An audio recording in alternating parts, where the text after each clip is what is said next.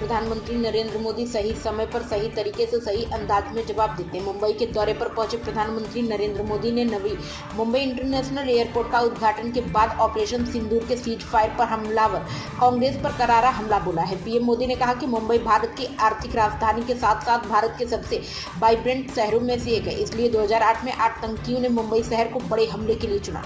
लेकिन तब जो कांग्रेस सरकार सत्ता में थी उसने कमजोरी का संदेश दिया और आतंकवाद के सामने घुटने टेक दिए। इसके साथ उन्होंने कहा कि हाल ही में कांग्रेस के एक बड़े नेता जो कांग्रेस के शासनकाल में देश के गृह मंत्री रह चुके हैं ने एक साक्षात्कार में बड़ा खुलासा किया। 2008 के मुंबई हमले के बाद हमारी सेना पाकिस्तान पर हमला करने को तैयार थी। पूरा देश भी यही चाहता था, लेकिन किसी भी देश के दबाव में आकर कांग्रेस सरकार ने देश की सेनाओं को पाकिस्तान पर हमला करने से रोक दिया।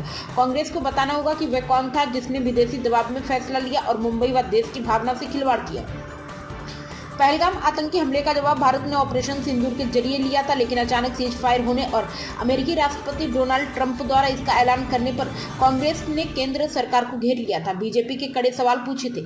कांग्रेस ने आरोप लगाया कि पीएम नरेंद्र मोदी ने अमेरिकी दबाव में सरेंडर कर दिया, लेकिन कांग्रेस के दिग्गज नेता और पूर्व गृह मंत्री वित्त मंत्री पी चिदम्बरम के बयान पर पीएम मोदी ने मुंबई से हमला बोला।